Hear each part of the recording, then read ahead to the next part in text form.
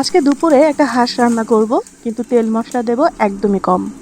আমার যেহেতু তেল মশলা খাওয়া নিষেধই বলা চলে, তাই এখন থেকে চেষ্টা করব তেল মশলা কম দিয়ে হেলদি কিন্তু টেস্টি খাবার রান্না করতে। চলুন তাহলে শুরু করা যাক। প্রথমে হাঁসটাকে বেছে একটু আগুনে ছ্যাঁকা দিয়ে নেব, কারণ হাঁসের গায়ে অনেক ছোটো ছোটো লোম থাকে, এগুলো পরিষ্কার করা অনেক বেশি কঠিন। এভাবে ছ্যাঁকা দিয়ে নিলে সহজ হয়ে যায়। এবার হাঁসগুলোকে ছোটো ছোটো পিস করে খুব ভালোভাবে ধুয়ে নিয়েছি। দিয়ে দেব বেশ খানিকটা পেঁয়াজ। পেঁয়াজগুলোকে আমি এখানে একটু মোটামুটি বড় করেই কুচিয়ে নিয়েছি। সাথে দেব 4-5টে কাঁচামরিচ। দিয়ে দিচ্ছি 1 চা চামচ হলুদের গুঁড়ো। এখানে শুকনো মরিচের গুঁড়োটা ব্যবহার করব না, তাই শুধুমাত্র হলুদের গুঁড়ো দিলাম। সাথে দিলাম 1 চা চামচ লবণ, আদা রসুন বাটা, আর 1 টেবিল চামচ এখানে আমি সরিষার তেল দিব। আর বাকি হাঁসের গা থেকে যে তেলটা আসবে ওইটা দিয়ে রান্না হয়ে যাবে।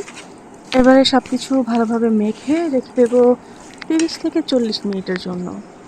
আর এই ফাঁকে আমি কিছু গোটা মশলা ভালোভাবে টেলে এটাকে খুব সুন্দর করে ফাঁকি করে নেব।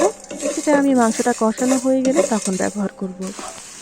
ম্যারিনেট করা মাংসটাকে চুলায় দিয়ে দিলাম, একদমই পানি দেইনি। এখানে পানি ছাড়াই বেশ অনেকটা সময় নিয়ে কষাবো। এতে মাংসের ফ্লেভার ভালো থাকে, মাংসটা জুসি হয়, খুব নরম হয়।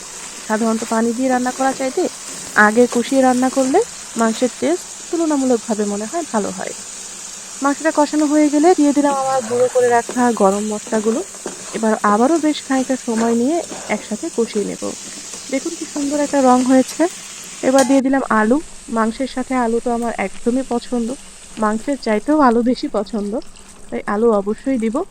আর অল্প একটু পানি দিয়ে দিয়েছি, একটু ঝোল ঝোল রাখবো সেটার জন্য পানিটা দেওয়া।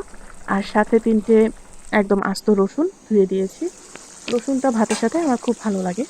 রান্নাটা একদম শেষের দিকে দিয়ে দেবো কিছু পেঁয়াজ বেরেস্তা।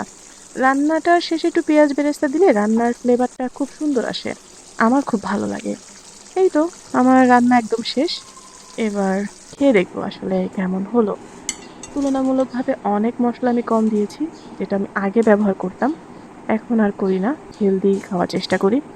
স্বাস্থ্যের কথা সবার আগেই আমার মনে হয় এখন ভাবা উচিত। তাই একদম কম তেল মশলা দিয়ে এখন থেকে রান্না করার চেষ্টা করব নিজের জন্য।